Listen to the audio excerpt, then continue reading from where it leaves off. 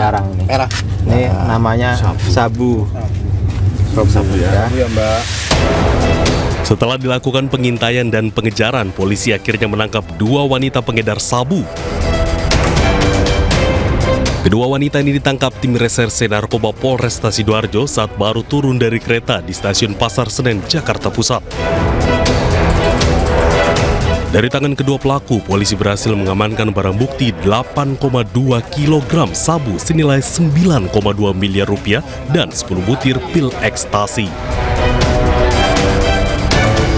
Dari hasil pemeriksaan polisi, kedua wanita cantik asal Sidoarjo ini diduga kuat merupakan jaringan pengedar sabu internasional dari 3 negara, Kamboja, Laos, dan Vietnam, yang penyebarannya di wilayah Surabaya dan Jakarta.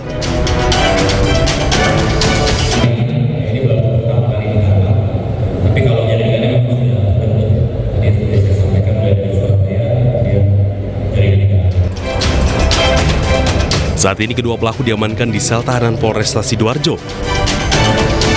Sementara polisi terus melakukan pengembangan untuk mengungkap peredaran narkoba jaringan internasional. Dari Sidoarjo, Jawa Timur, Pramono Putra, iNews melaporkan.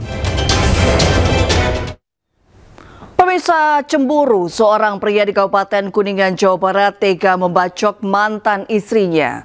Akibatnya korban luka serius di kepala dan tangan. Kamu sudah ngebacok kemana? Hah? Kamu lari kemana sudah ngebacok? Keluar. Seorang pria berinisial IB tak melawan saat diamankan jajaran Satreskrim Polres Kuningan di sebuah rumah di Kabupaten Majalengka pada Jumat malam. Mana sih kan cong laporkan cicing lengan mana luka itu digeritan tangan kita tukang kita tahu. Pria tersebut ditangkap atas dugaan penganiayaan dengan senjata tajam kepada seorang wanita yang merupakan mantan istrinya sendiri Selasa siang. Akibatnya, korban mengalami luka di bagian wajah, bahkan satu ujung jari korban putus setelah menangkis serangan terduga pelaku. Setelah melakukan aksinya, terduga pelaku langsung melarikan diri selama beberapa hari keluar kota. Pelaku melakukan perbuatan kejinya lantaran terbakar api cemburu dengan unggahan di media sosial korban yang kerap bermesraan dengan kekasih barunya. Karena ini mantan istri yang sudah cerai dan dia cemburu, awalnya didatangi, dimaki-maki oleh terduga pelaku, dimaki-maki dengan mendatangi korban dengan membawa sebilah golok, sehingga dengan ada emosi si terduga pelaku ini langsung membacokkan ke arah korban. Akibat perbuatannya, pelaku dijatuhi pasal 351 KUHP dengan ancaman hukuman maksimal 5 tahun penjara.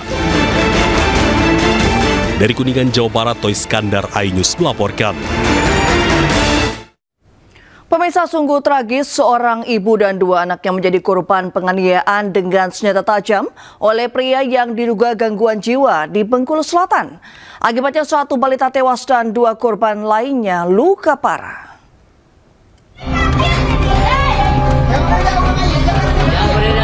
Seorang ibu dan 2 anaknya menjadi korban pembacokan oleh seorang pria yang diduga mengalami gangguan jiwa di Desa Tanjung Jebat, Kabupaten Bengkulu Selatan.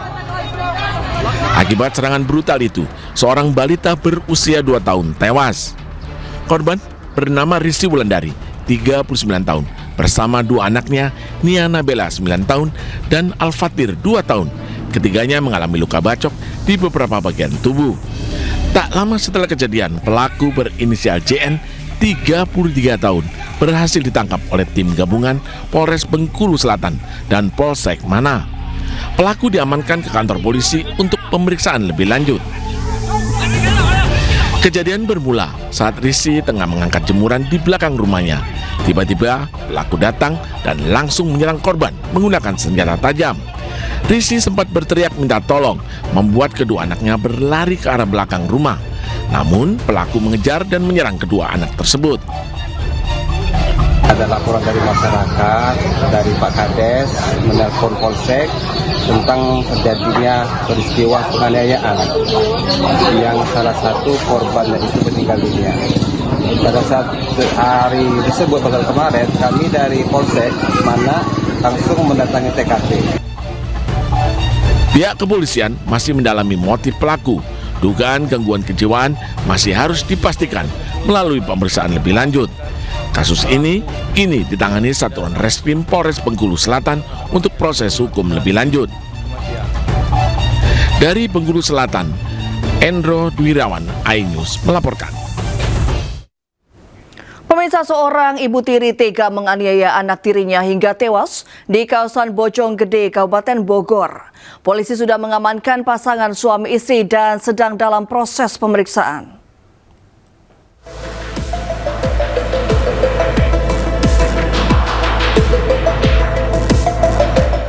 Seorang bocah laki-laki berusia 6 tahun berinisial MAA tewas diduga di tangan ibu tirinya pada Senin 20 Oktober kemarin. MAA tewas usai mengalami penyiksaan selama 3 hari di rumahnya di kawasan Rawapanjang, Bojonggede. Sang ibu tiri berinisial RN dan ayah kandung korban berinisial RA langsung diamankan polisi dan menjalani pemeriksaan intensif. Kepada polisi, RN mengaku korban tewas usai mengalami penganiayaan selama 3 hari dan sempat mengeluh sakit. Diduga menerima kekerasan secara fisik oleh orang tuanya. Kemudian setelah dilakukan penelusuran oleh penyidik Satreskrim Polsek Bojonggede, dan ternyata benar bahwa memang ketika diinterogasi dan ditanyakan oleh kedua orang tersebut, pelaku ataupun ibu dari anak tersebut mengaku telah melakukan penganiayaan. Polisi juga mengamankan satu barang bukti berupa gagang sapu yang diduga menjadi alat menyiksa korban. Selain itu, polisi juga melakukan autopsi untuk mengetahui luka-luka yang ada pada tubuh korban. Dari Depok, Jawa Barat, Iyung Rizky, iNews melaporkan. Ya, warga Kecamatan Sukoda di Lamongan, Jawa Timur digegerkan dengan penemuan jasad pria di tepi Jalan Nasional Lamongan Babat. Jasad ditemukan dalam kondisi tangan dan kaki terikat serta wajah tertutup kain kuning.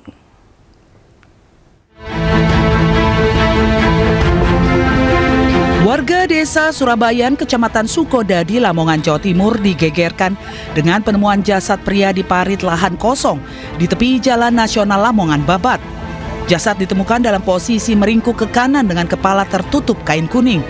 Penemuan jasad pertama kali dilaporkan oleh warga yang melintas. Hasil pemeriksaan awal menunjukkan adanya tanda-tanda kekerasan pada jasad.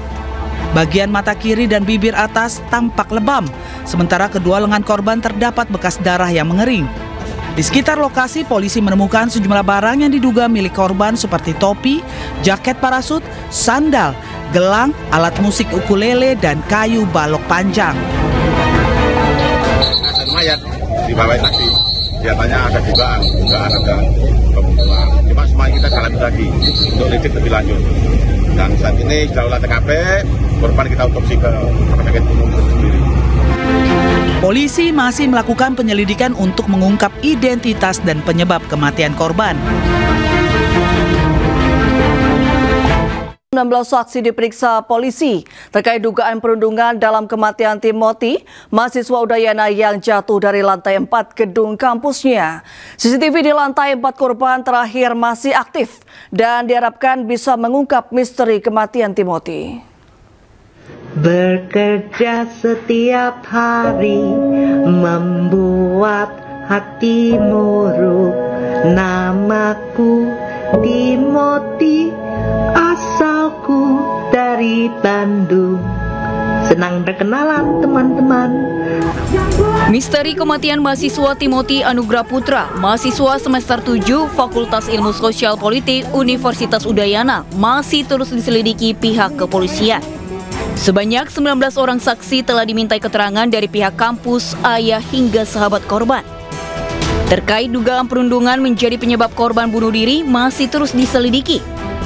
Namun dari keterangan sejumlah saksi termasuk sahabat korban, tidak pernah mengetahui Timothy menjadi korban perundungan karena korban termasuk anak yang pintar dan disegani kawan sangkatannya. Pembuktian apakah ada mungkin unsur perundungan atau pembulian terhadap korban sehingga mengakibatkan korban bunuh diri, nah itu masih dalam proses penyelidikan dari kami.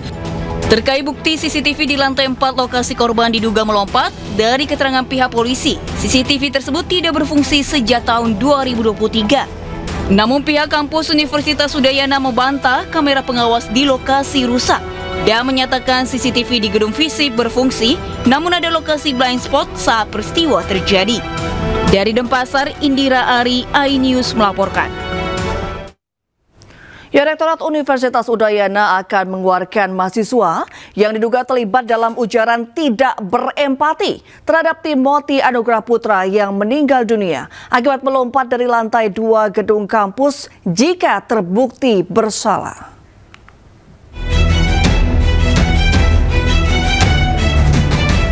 Pasca viralnya tangkapan layar chat grup di media sosial yang berisi ujaran tidak berempati yang dilakukan sejumlah mahasiswa Fakultas Ilmu Sosial Politik Universitas Udayana pasca meninggalnya Timothy Anugrah Putra, ditanggapi tegas pihak Rektorat Universitas Udayana.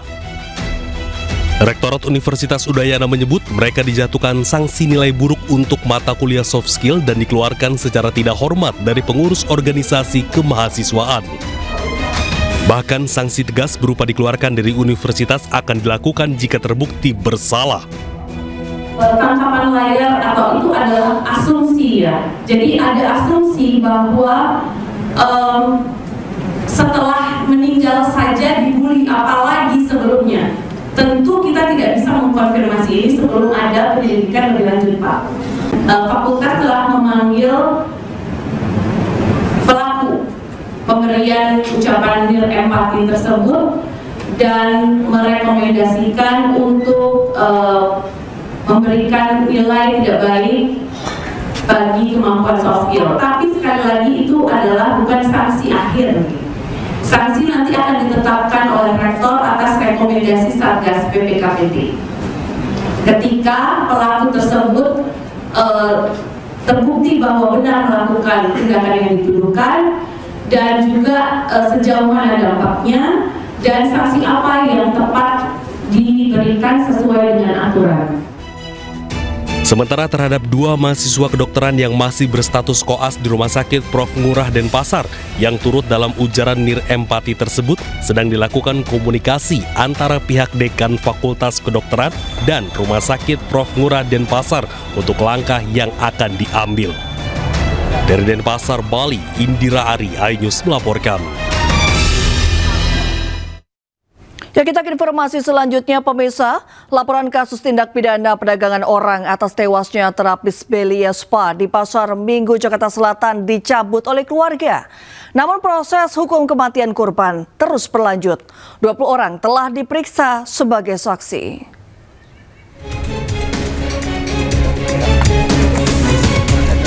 Polisi menyebut ada 2 perkara dalam kasus kematian seorang terapis di Delta Spa berinisial RTA di lahan kosong Pejaten Barat, Pasar Minggu, Jakarta Selatan.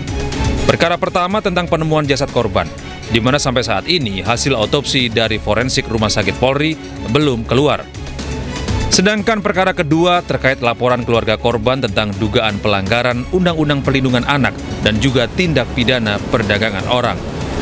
Menurut polisi, perkara kedua telah dicabut pihak keluarga korban karena sudah diselesaikan secara kekeluargaan.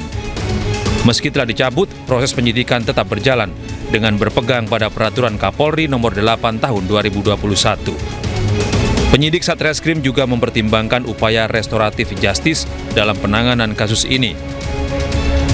Namun pada tanggal 13 Oktober itu, pelapor dalam ini kakak korban juga mengirimkan surat kepada penyidik bahwa laporan tersebut dicabut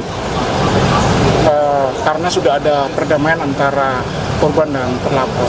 Namun dari penyidik kami akan berpegang teguh pada Peraturan Kapolri nomor 8 tahun 2001, apakah kasus ini dapat diselesaikan secara RJ atau secara keluarga ataukah tidak. Kapolres Metro Jakarta Selatan juga mengaku belum mengetahui isi perdamaian kedua belah pihak, termasuk ada atau tidaknya uang kerohiman untuk keluarga korban. Dari Jakarta Selatan, Helmi Sajangbati, iNews melaporkan. Keluarga Kepala Cabang Bank BUMN almarhum Muhammad Ilham Pradipta kembali mendatangi Polda Metro Jaya. Mereka mempertanyakan perkembangan penyidikan kasus dugaan penculikan hingga pembunuhan yang dialami oleh korban.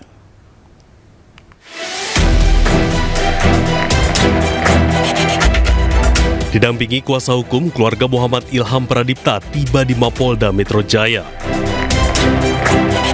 Mereka datang untuk memberikan informasi tambahan sebelum berkas perkara dilimpahkan ke kejaksaan. Pasalnya, kasus penculikan dan pembunuhan ini telah berjalan selama 2 bulan. Kita semua ini tadi ketemu Pak Wadir, Pak Putu Kolis, diterima dengan baik.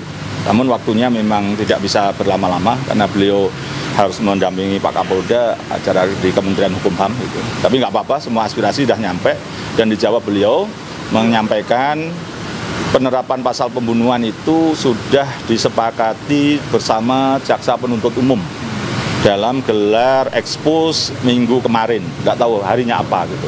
Jadi kami dikabari tadi bahwa atas peristiwa ini kemudian akan diterapkan pasal pembunuhan. Sebelumnya, Polda Metro Jaya tidak menggunakan pasal pembunuhan terhadap para tersangka dengan alasan para pelaku tidak memiliki niat membunuh korban. Pihak keluarga juga mendesak penyidik untuk mendalami hasil autopsi guna memperjelas waktu kematian korban saat insiden terjadi. Mungkin kami dari keluarga tentu mohon doa dan support teman-teman media untuk bisa mengawal proses hukum ini sehingga keadilan bagi keluarga itu betul-betul bisa terwujud. Sesungguhnya ini bukan hanya untuk almarhum tetapi juga untuk dunia perbankan, untuk para bankir yang memang bersih dan baik. Sebelumnya, Muhammad Ilham Pradipta, Kepala Cabang Bank BRI Cempaka Putih ditemukan meninggal dunia usai menjadi korban penculikan pada Agustus lalu. Dari Jakarta, Amrina Rida, Laksana, Jemi Jasin, iNews melaporkan. Pemirsa, sidang mediasi gugatan citizen lawsuit dugaan ijazah palsu Presiden ke-7 RI Joko Widodo kembali digelar di Pengadilan Negeri Solo hari ini. Dalam sidang mediasi kedua tersebut, semua prinsipal tergugat, yaitu Jokowi, Rektor UGM Ova Emilia, dan Wakil Rektor UGM Wening tidak hadir. Padahal mediator telah meminta agar sidang mediasi bisa dihadiri oleh semua prinsipal. Sementara itu, prinsipal penggugat Top Taufan dan Bangun Sutoto hadir bersama kuasa hukumnya. Terkait hal itu, mediator akan mencoba memanggil sekali lagi para prinsipal untuk bisa hadir di sidang mediasi ketiga pada pekan depan. Ya, meskipun kuasa hukum Jokowi menegaskan bahwa kliennya tidak akan menghadiri sidang mediasi baik daring maupun luring. Di dalam gugatan CLS, maka Pak Jokowi sangat-sangat keberatan untuk memenuhi tuntutan tersebut dan tidak akan hadir dalam proses mediasi baik secara luring maupun secara daring sebagaimana yang telah kami sampaikan kepada mediator. Bahwa mediasi itu wajib menghadirkan prinsipal, itu yang harus dipahami. Jadi kalau prinsipal tidak hadir ya berarti dia tidak menghormati. Karena tidak menghormati ya berarti bisa dipastikan kemungkinan besar apa yang kami inginkan tentang ijazah itu tidak akan pernah terwujud ya. Dan sesuai dengan pernyataan awal ketika kami memasuki ruang pengadilan tadi, kami mengatakan kemungkinan besar Pemirsa, hari ini Nadiem Makarim, mantan Mendikbudristek, diperiksa oleh penyidik Jampitsus Kejagung RI. Nadiem diperiksa sebagai saksi untuk tersangka lainnya terkait kasus dugaan korupsi laptop.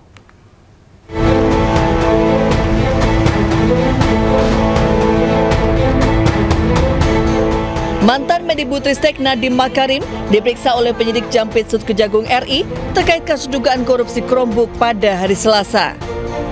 Nadiem diperiksa sebagai saksi untuk tersangka lainnya di Kejari, Jakarta Selatan. Menurut Kapus Penkum Kejagung RI Anang Supriyatna, pemeriksaan Nadiem dilakukan di Kejari, Jakarta Selatan, dekat rutan tempat Nadiem ditahan karena Nadiem dalam proses pemulihan pasca operasi. Yang bersangkutan diperiksa untuk dimintai keterangan sebagai saksi untuk tersangka lainnya. Kenapa di Piksus, Pak? Kenapa di Kejari? Kan rutannya di sana. Terus yang kedua juga secara ini maksudnya baru sembuh dari kesehatan operasi supaya tidak terlalu jauh. Penyidik terus mendalami bukti-bukti untuk memperkuat berkas perkara dan mengembangkan penyidikan terhadap pihak-pihak lain yang diduga terlibat dalam proyek pengadaan Chromebook di Kemendikbudristek periode 2019-2022. Ya, perburuan terhadap buronan KKP Riza Khalid memasuki babak baru yang lebih agresif oleh Kejaksaan Agung. Beberapa aset berupa rumah, tanah, dan kendaraan sudah disita oleh Badan Pengolahan Aset Kejaksaan Agung.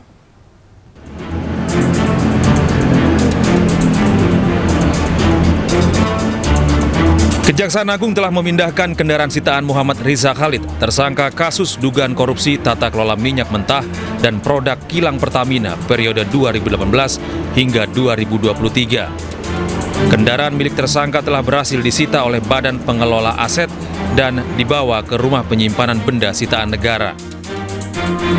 Selain kendaraan, penyidik juga telah menyita rumah milik anak Riza Khalid di daerah Hang Lekir, Jakarta, dan sebuah tanah seluas 3.000 meter di Bogor.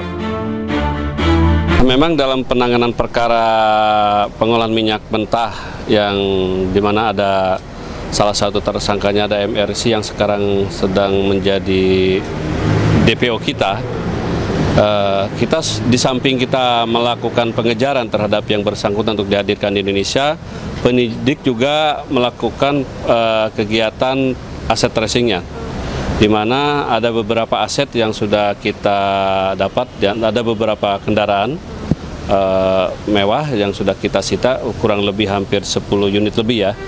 Itu sedang berada sekarang di Rubasan di bawah kendalinya KPPA ya, Badan Pemulihan Aset, dan juga sebuah rumah dan beserta tanahnya kurang lebih 3.000 meter di daerah Rancamaya, daerah Bogor.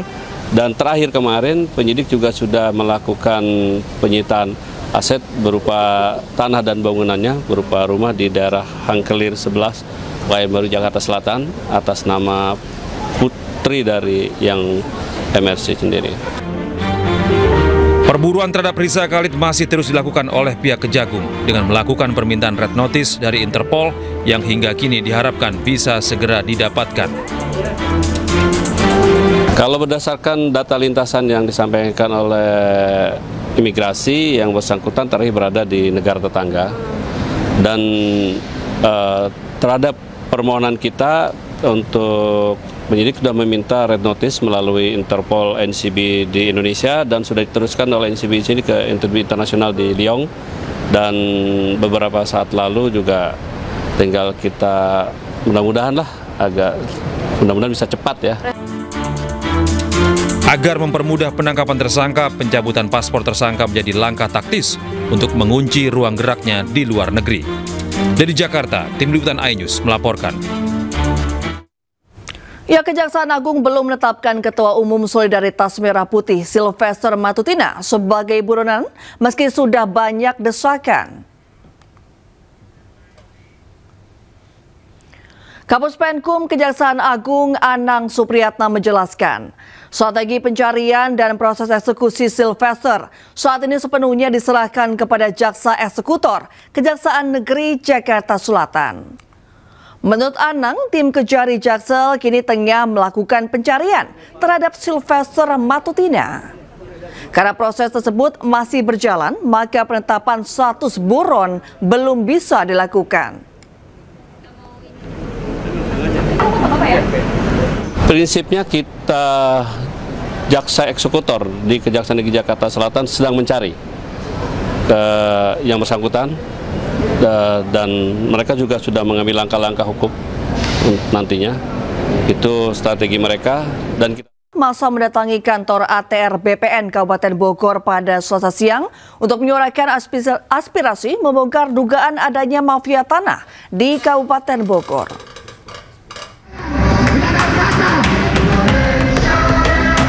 Tapi yang terjadi aksi unjuk rasa di depan kantor ATR BPN Kabupaten Bogor lantaran kecewa dengan oknum petugas BPN Bogor yang sudah menerbitkan 2 sertifikat dengan tahun penerbitan yang berbeda, yakni sertifikat guna bangunan dan sertifikat hak milik.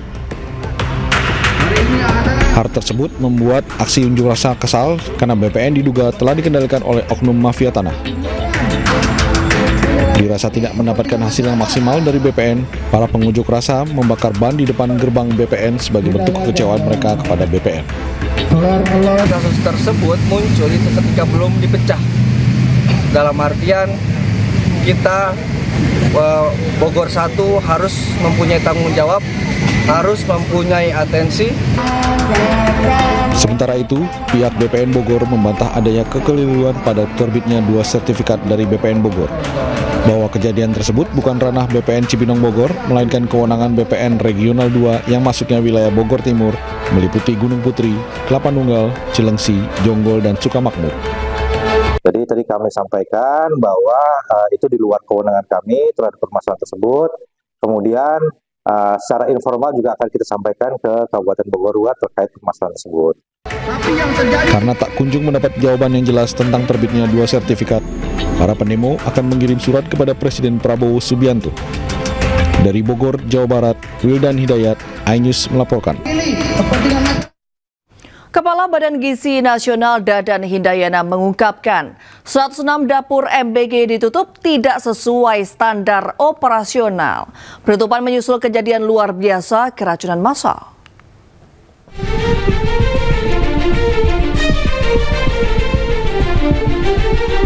Dadan Hindayana, Kepala Badan Gizi Nasional, telah menutup sebanyak 106 satuan pelayan pemenuhan gizi atau dapur makan bergizi gratis yang tak sesuai standar operasional.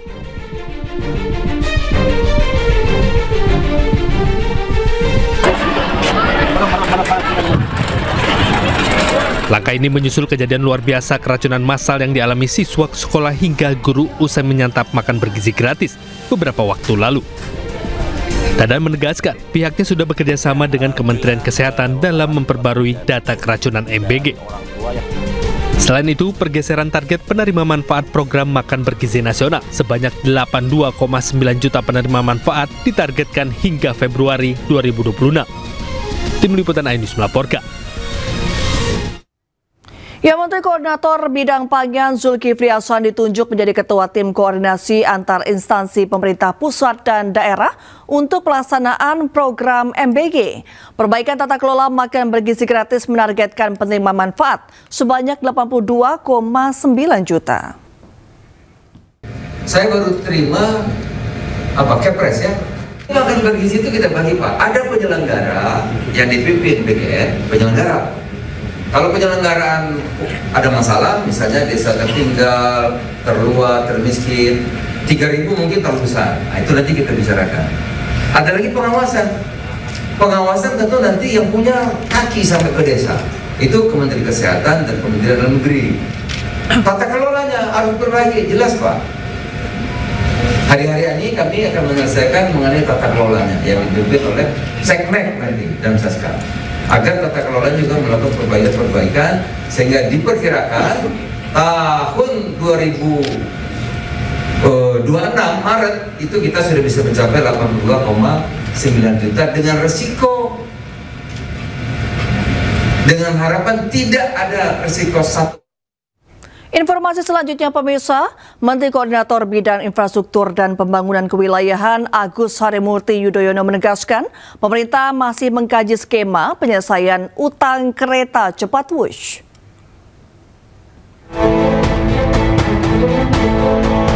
Menurut Agus Harimurti Yudhoyono, persoalan utang sedang diupayakan agar selesai secara kolektif. Pemerintah masih mengkaji berbagai opsi penyelesaian dan skema keuangan untuk menyelesaikan utang kereta cepat Wush. Salah satunya dengan melihat potensi peran Danantara sebagai holding BUMN yang menaungi proyek tersebut.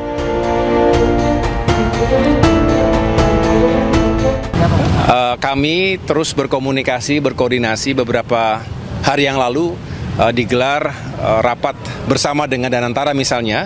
Kami sendiri Kemenko Infrastruktur juga intensif mengundang Kementerian Perhubungan, termasuk juga KAI dan tentunya Danantara karena kita berbicara bagaimana melakukan restrukturisasi KCIC Jakarta-Bandung Wush yang tentunya harus mendapatkan perhatian.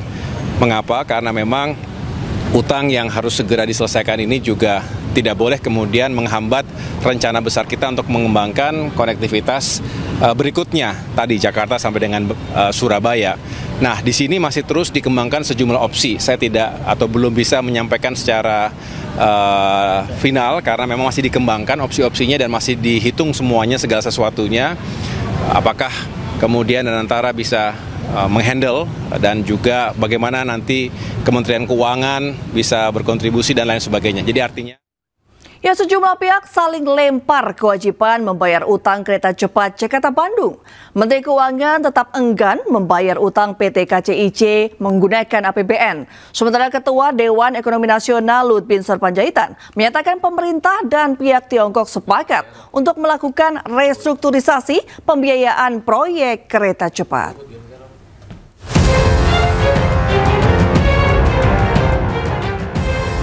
Pasca beroperasi proyek kereta cepat Jakarta-Bandung menyisakan utang dengan nilai fantastis mencapai 116 triliun rupiah. Utang ratusan triliun itu tak hanya menjadi beban bagi konsorsium BUMN yang terlibat, namun juga membuat pemerintah pusing tujuh keliling. Menteri Keuangan Purbaya Yudi Sadewa enggan membayar utang proyek kereta cepat menggunakan uang APBN. Menteri Kobo ini dengan tegas menilai kewajiban bayar utang harus diselesaikan oleh BPI Danantara. Begini, bukan utangnya nggak dibayar, kan pemerintah apa? Kalau dulu kan semuanya pemerintah yang tadinya begitu kan, tapi ketika udah dipisahkan dan seluruh dividen masuk ke Danantara cukup mampu untuk membayar itu. Jadi bukan nggak dibayar utangnya, dibayar tapi Danantara bukan APBN. Sementara Ketua Dewan Ekonomi Nasional Luhut Binsar Panjaitan buka suara mengenai pelunasan hutang kereta cepat Wush. Luhut menyampaikan jika pemerintah dan pihak Tiongkok telah sepakat untuk melakukan restrukturisasi pembiayaan proyek kereta cepat Jakarta-Bandung. Melalui restrukturisasi ini, maka jangka waktu pembayaran utang akan diperpanjang hingga 60 tahun sehingga beban keuangan menjadi lebih ringan. Sama dengan LRT mungkin ada gap-nya itu berapa triliun, nanti dari situ kita cicil sehingga dengan itu nanti bisa jalan. Tapi ingat ya, tidak ada public transportasi itu di dunia ini yang menguntungkan. Selalu banyak subsidi pemerintah, tapi tentu harus subsidi yang betul-betul terukur. Lebih lanjut, Luhut mengaku nantinya Presiden Prabowo Subianto akan menerbitkan Kepres untuk menentukan skema pelunasan utang kereta cepat Wush. Tim Liputan iNews melaporkan. Ketua KPK Setio Budianto menanggapi terkait dugaan markup di proyek kereta cepat Wush yang disebutkan mantan Menko Polhukam Mahfud MD. KPK berharap apa yang diinformasikan Mahfud MD memiliki data pendukung.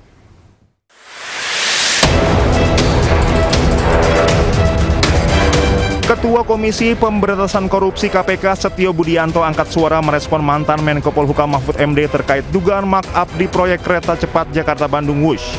KPK berharap apa yang diinformasikan Mahfud memiliki data pendukung.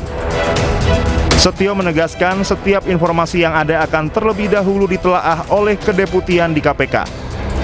Sekarang sih belum berinformasi ya, intinya dari internal gitu. Tapi kalau Pak Mahfud menyampaikan seperti itu ya, mudah-mudahan ada informasi, ada data, ada dokumen yang bisa mendukung penjelasan dari saya. Tapi saya yakin beliau mungkin punya itu, tinggal nanti KPK punya ini nggak Pak untuk jemput bola gitu Pak, karena informasinya kan 3 kali lipat gitu Pak. Apanya itu? Maksudnya mau jemput bola ke Ya, untuk minta biar ditelaah dulu di level kedeputian apa yang harus dilakukan dengan informasi tersebut. Ya. Sementara menurut pengamat kebijakan publik Agus Pambagio, dugaan tersebut bisa jadi disebabkan penyesuaian kurs mata uang asing. Meski demikian, Agus menambahkan tidak menutup kemungkinan adanya markup pada aspek lain, khususnya di sektor konstruksi. Di situ markupnya sih tidak. Yang mungkin ada markup, mungkin ya, itu padu konstruksi. Waktu konstruksi kan sempat ada 3 pilarnya dibongkar ulang. 1 pilar tuh 50 M. Ya kan, nah, mungkin dari situ, mungkin tanah. Nah, tanah ini masih di apa? Itunya KDM banyak tuh yang ngadu ke dia, ya, bahwa tanahnya sekian miliar belum dibayar. Nah, situ. Tetapi kalau jumlahnya itu saya yakin dari kurs antara yuan dan juga dolar. Itu berpengaruh juga Pak dengan utang. Iyalah, pasti. Apalagi kecuali utangnya itu di hedge. Ini sepertinya tidak di hedge, karena tidak di hedging, ya ngikut terus. Semakin tinggi kursnya, semakin mahal. Sebelumnya, dugaan markup di proyek kereta cepat WUS mulai diperbincangkan menyusul ramainya sorotan soal utang proyek kereta cepat yang mencapai 116 triliun rupiah. Tim Liputan Anyus melaporkan. Menko Polhukam 2019-2024 Mahfud MD meminta KPK tidak pasif mengusut dugaan korupsi WUSH. Ia pun meminta KPK langsung menyelidiki dugaan markup proyek kereta cepat WUSH tanpa perlu menunggu laporan.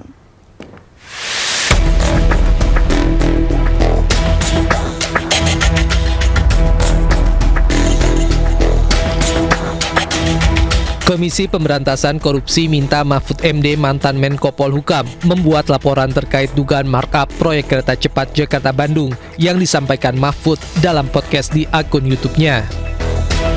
Terkait hal itu, Mahfud MD menilai KPK seharusnya bisa langsung memeriksa dugaan kasus tersebut tanpa adanya laporan. Mahfud juga meminta KPK memanggil ekonom senior Antoni Budiawan sebab dialah yang sampaikan dugaan markup dalam proyek WUS. Jadi jangan, kalau mau menyelidiki betul KPK, panggil Antoni Budiawan karena dia yang bilang di situ. Sebelum saya kan bilang ini Antoni Budiawan bilang begitu. Kan gampang kalau itu. Dan sekarang ini mestinya kalau ada hal seperti itu tidak perlu laporan, langsung diselidiki. Itu perlu laporan tidak masuk akal. Mahfud meminta KPK tidak bersifat pasif untuk mengusus kasus dugaan korupsi pada pembangunan WUS di masa pemerintahan Presiden ke-7 RI Joko Widodo. Tim Liputan iNews melaporkan. Menteri Keuangan berupaya memastikan punya anggaran untuk mengganti seluruh mobil para menteri dengan maung sebagai kendaraan dinas pejabat negara. Hal tersebut sejalan dengan instruksi Presiden Prabowo yang meminta jajaran Kabinet Merah Putih memakai mobil produksi PT Pindad sebagai mobil dinas resmi.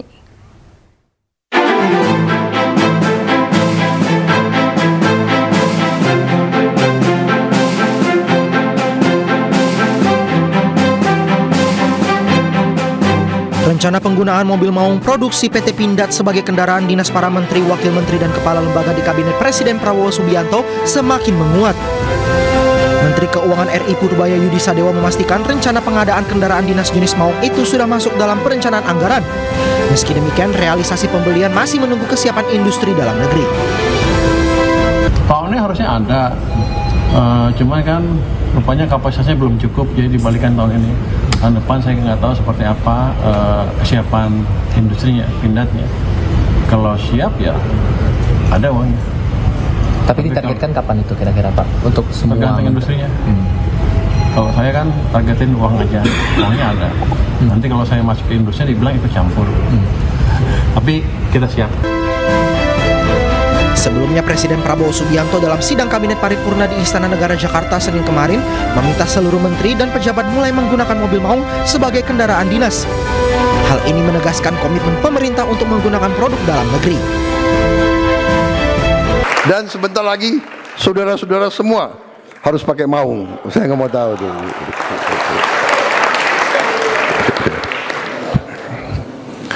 Yang mobil-mobil bagus pakai kalau libur saja.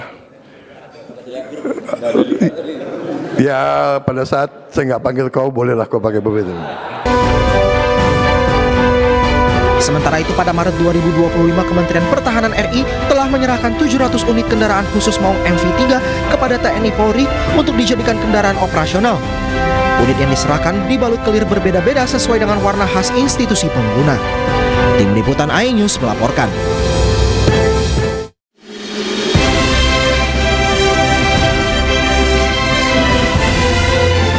Presiden Prabowo Subianto meminta jajaran Kabinet Merah Putih memakai kendaraan Maung sebagai mobil dinas resmi. Maung merupakan kendaraan taktis ringan berpenggerak roda 4 produksi PT Pindad yang ditujukan untuk mendukung operasi pertempuran jarak dekat dan jelajah medan sulit. Maung Garuda memiliki bobot 2,95 ton, panjang 5,05 meter, dan lebar 2,06 meter, serta tinggi 1,87 meter. Maung didesain untuk memiliki kemampuan manuver yang gesit dan handal guna mendukung mobilitas pengguna di berbagai medan. Tidak hanya itu, Maung memiliki kecepatan aman 120 km per jam, transmisi manual 6 speed, dan mampu menjangkau jarak tempuh hingga 800 km. Sebelumnya MV3 Garuda Limousine atau Maung Garuda menjadi kendaraan resmi Presiden Prabowo Subianto. Hal ini merupakan momentum bersejarah karena Maung Garuda merupakan hasil karya anak bangsa. Tim Liputan iNews melaporkan. Menkeu RI Purbaya mengungkap bakal ada penangkapan besar-besaran terhadap mafia yang merugikan negara. Ia pun mengaku telah memegang daftar nama pelaku yang terlibat dalam aktivitas penyelundupan.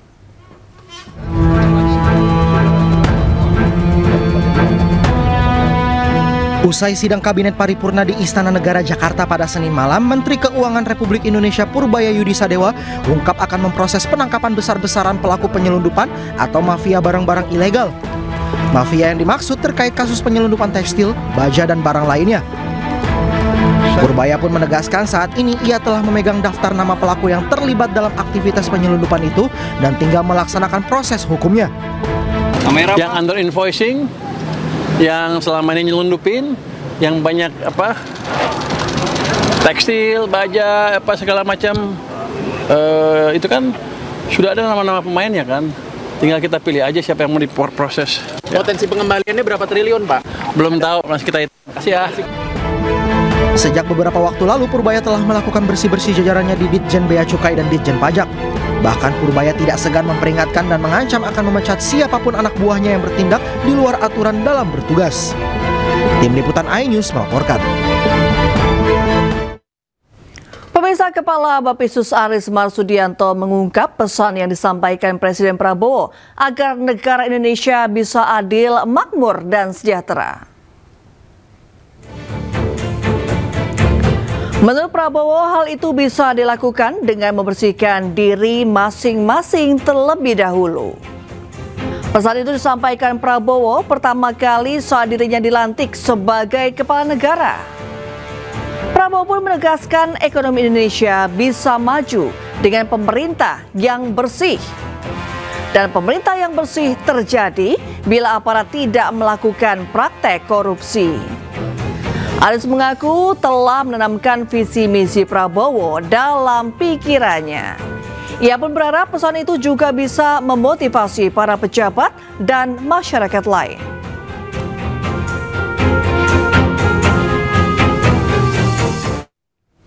Pemirsa, Menteri Koperasi Ferry Juliantono secara resmi melakukan peletakan batu pertama pembangunan fisik koperasi desa di Desa Wanajaya, Kecamatan Cibitung, Kabupaten Bekasi, Jawa Barat. Kegiatan yang turut dihadiri Direktur Utama PT MNC Kapital Indonesia TBK Yudi Hamka ini menjadi bentuk dukungan terhadap program pemerintah terkait pemerataan ekonomi desa dan penguatan kedaulatan ekonomi nasional.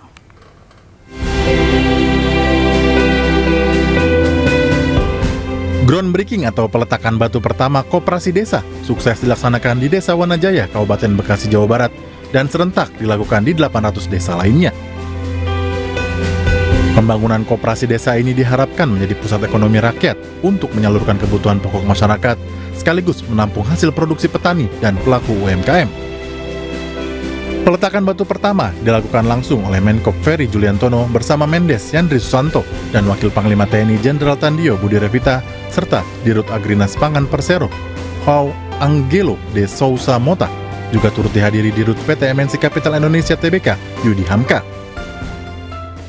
Bangunan fisik ini kan akan menjadi milik desa yang akan dikelola oleh koperasi desa, dan hasil kegiatan koperasi desanya, manfaat keuntungannya pun juga akan kembali dirasakan manfaatnya untuk dana desa dan masyarakat desanya. Peletakan batu pertama ini juga menandai dimulainya tahap pembangunan fisik gudang, gerai, serta sarana kelengkapan pendukung pada 80.000 unit koperasi desa di seluruh penjuru tanah air. Dari Kabupaten Bekasi, Jawa Barat, Didit Yunaidi, Khairullah, iNews melaporkan. Meski gencatan senjata total disepakati, warga Gaza masih belum aman. Sedikitnya 97 warga tewas akibat serangan Israel di masa gencatan senjata total. Rumah-rumah warga di Gaza kembali dibombardir pada hari Minggu. Sedikitnya 97 warga Palestina tewas dan lebih dari 200 terluka. Kantor media Gaza melaporkan 80 pelanggaran gencatan senjata dilakukan Israel setelah gencatan senjata total berlaku. Israel menuduh Hamas menyerang pasukannya di kota Rafah Selatan, namun Hamas membantah tuduhan tersebut. Sementara Perdana Menteri Israel Benjamin Netanyahu mengaku bangga telah melanggar gencatan senjata. Menurutnya, Zionis telah menjatuhkan 153 ton bom di jalur Gaza pada hari Minggu.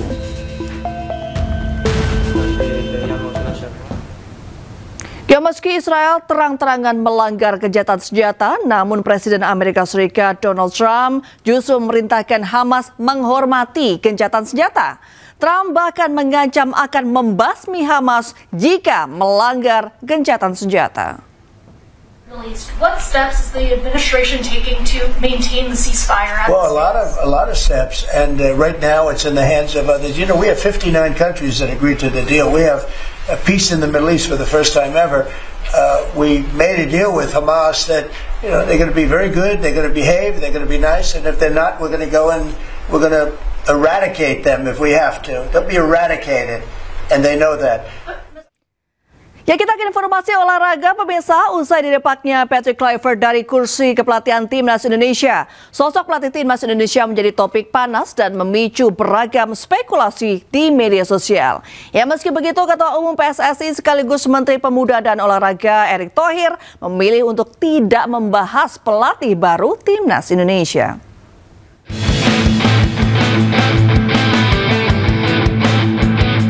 Usai didepaknya Patrick Kluivert dari kursi kepelatihan Timnas Indonesia, sosok pelatih skuad Garuda menjadi topik panas dan memicu beragam spekulasi. Ketua Umum PSSI sekaligus Menteri Pemuda dan Olahraga Erick Thohir memilih untuk tidak membahas pelatih baru Timnas Indonesia. Ia menekankan bahwa dirinya sedang berperan sebagai Menpora meski masih aktif sebagai Ketua Umum PSSI. Ya kan, itu kan tadi saya bilang saya di sini sebagai Menpora, nanti itu ada tupoksinya sendiri. Jadi teman-teman belum biasa rupanya, harus mulai biasa gitu ya.